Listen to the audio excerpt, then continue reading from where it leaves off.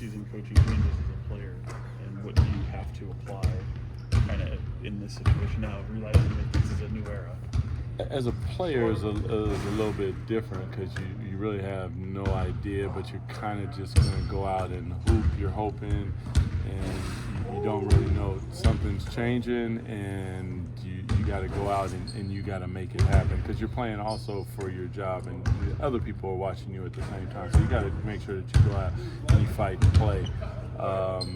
But they're always difficult, man. It's like I said to you guys yesterday. This is a part of our business. It's a part of what we do. It's an unfortunate part, but that goes with trading and a lot of different things. We get, love for people, and all of a sudden we wake up the next day and they're not there. And maybe we're friends with their families and different stuff, and they're not there. And it's difficult, but it's what you sign up for. And I knew that coming in, even being on the other side.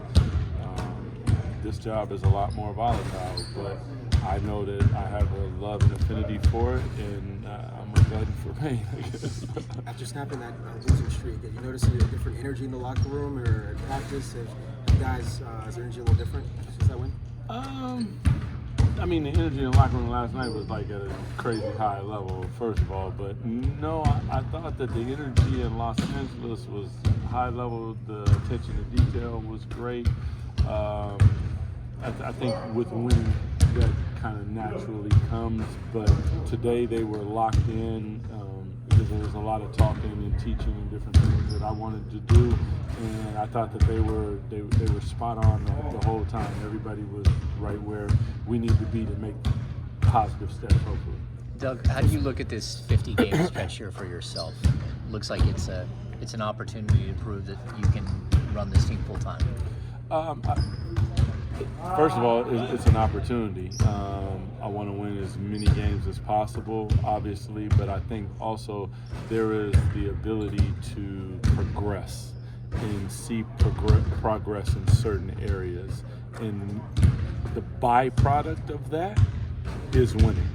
And then it's out of my hands from there. I'm going to do my best. I'm going to be on it.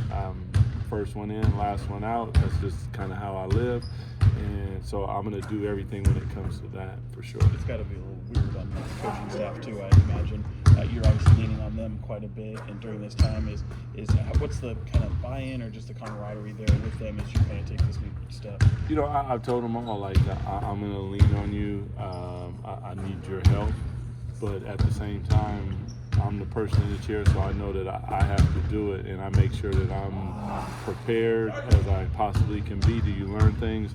Obviously, if you're not learning, you're not growing, so I'm always trying to do that. But the ability, they've been great. We just have to continue to vibe and try to find, first of all, my voice and what I want and what I want the team to do, and then for you guys to parrot that information when you're working with the players, when you're showing them video, when we're showing them video as a team. All those different things have to have a synergy for us to, my analogy was a hand or a fist, and we want to be a fist.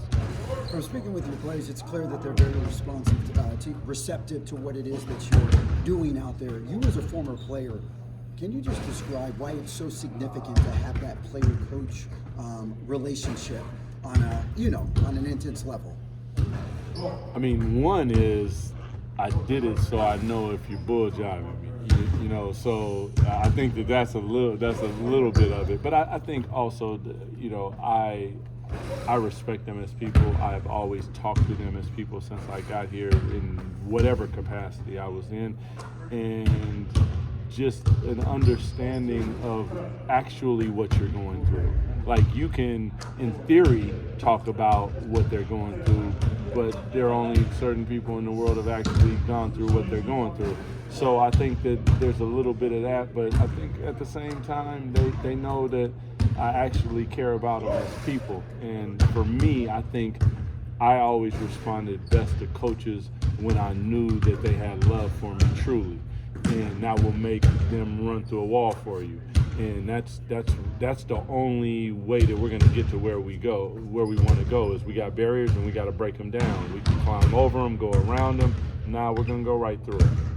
The style of play in the league has changed a lot since you were a player, and obviously you've witnessed that and worked around the league as that process has taken place. But just what's the process been like for you to fully embrace as the head coach this new style of play? And is there any aspect of there's a whole lot of threes being shot today?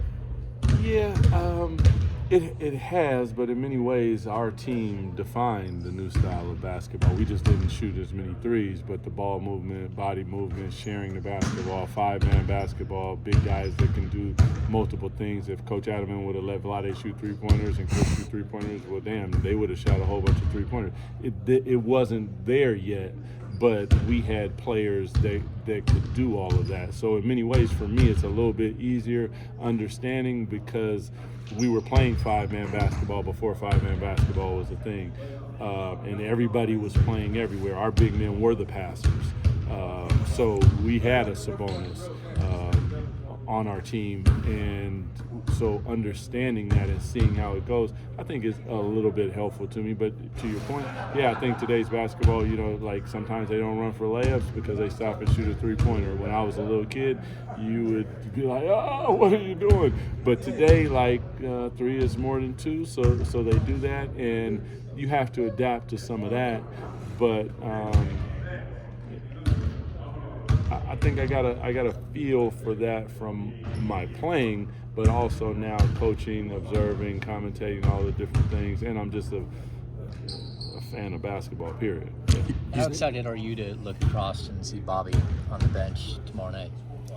I mean, that's my guy, so I love him. So yeah, when the game's over, when the game's going on, he knows that's how he is. So I would expect nothing less. But super excited to watch guys, especially from here, that are having type of success that Bobby has had. I'm super proud of and for him.